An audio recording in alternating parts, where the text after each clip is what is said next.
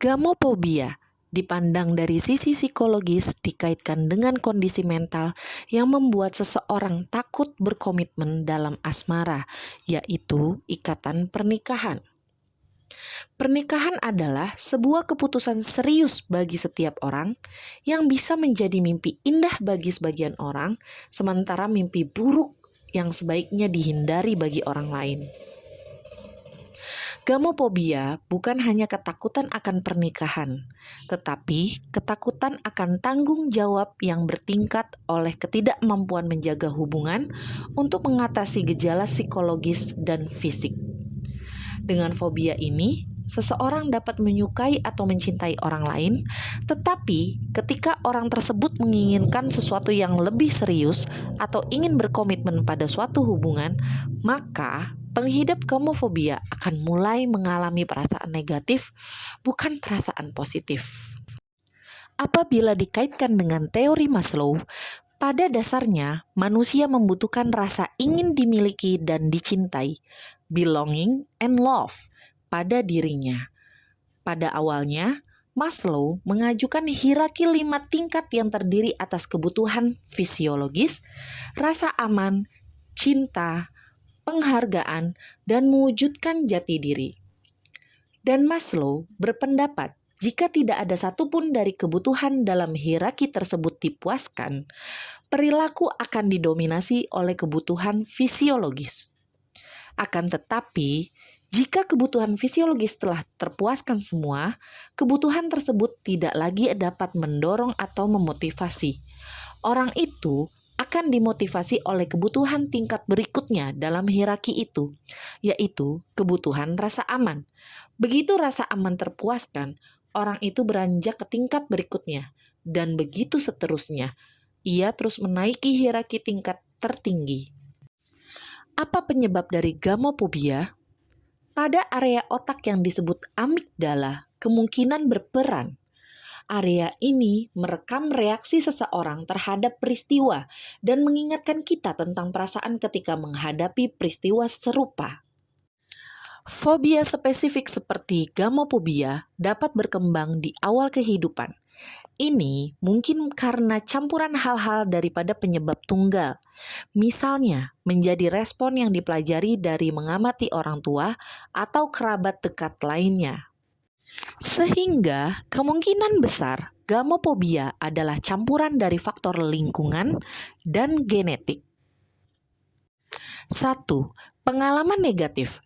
Bagi sebagian orang, pengalaman negatif atau traumatis di masa lalu dapat menyebabkan rasa takut yang kuat terhadap komitmen.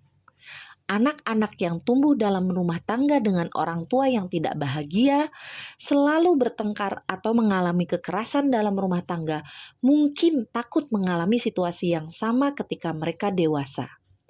Hubungan masa lalu juga dapat berkontribusi terhadap timbulnya gamophobia. Begitu juga ketika individu pernah menjalani hubungan yang toksik, perceraian sebelumnya, dan perselingkuhan dapat menyebabkan rasa takut untuk terlalu mendalami hubungan baru. Kedua, hubungan yang tidak aman. Pola asuh pada anak usia dini berkaitan dengan pola perilaku dan ikatan emosional yang nantinya akan terbentuk ketika individu dewasa dan berinteraksi dengan orang lain. Bagaimana hubungan awal antara anak dan pengasuhnya diperkirakan mempunyai dampak jangka panjang pada hubungan di kemudian hari. 3. Pengaruh genetik dan keluarga. Genetika berperan dalam timbulnya fobia dan kondisi kecemasan lainnya. Sifat-sifat yang diwariskan mungkin membuat seseorang lebih rentan terhadap rasa takut ini. Namun, sikap yang dipelajari melalui pengaruh keluarga juga mungkin berperan. 4. Depresi. Depresi dapat menyebabkan banyak penyakit pada individu. Orang seringkali takut menikah hanya karena terlalu memikirkannya. Kondisi depresi menyebabkan ketakutan untuk menikah dengan seseorang. Beberapa orang seringkali ingin menikah, namun merasa cemas dan takut sehingga mengalami depresi. 5. Ketidakamanan pribadi. Ketidakamanan pribadi adalah salah satu masalah dominan individu gamophobia. Selama pernikahan tidak hanya hubungan yang dibagikan, tetapi segala sesuatunya dibagikan seperti harta benda finansial, pribadi, dan sosial. 6. Peristiwa tertentu. Ketakutan akan pernikahan juga bisa disebabkan oleh seseorang hanya karena suatu peristiwa yang pernah menimpanya semasa hidupnya, seperti perceraian orang tua di masa kecil. Penderita gamophobia bisa mengalami gejala fisik dan psikis.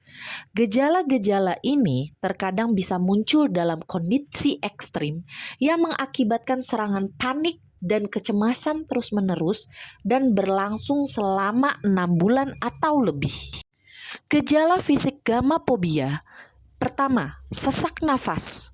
2. Pusing. 3. Jantung berdetak amat kencang. 4. Mual dan berkeringat. 5. Gemetar.